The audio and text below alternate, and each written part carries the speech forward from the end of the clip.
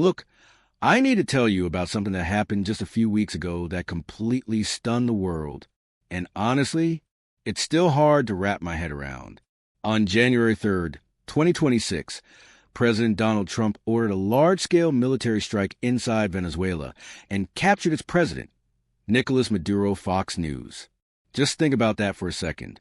The United States military went into another country, grabbed their sitting president, and flew him to New York to face criminal charges. Here's what actually went down.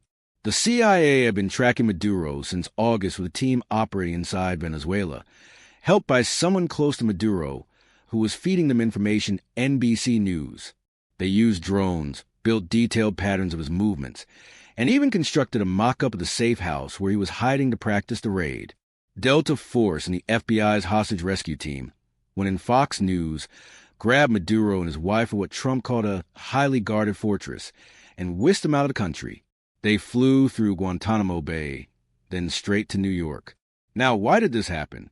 Maduro faces charges of narco-terrorism conspiracy and drug trafficking. Fox News.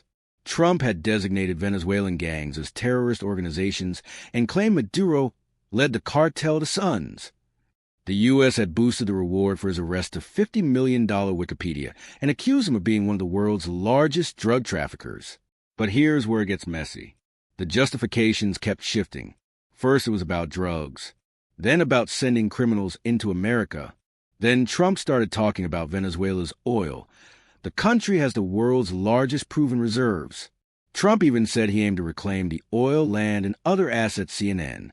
And this is what makes people nervous.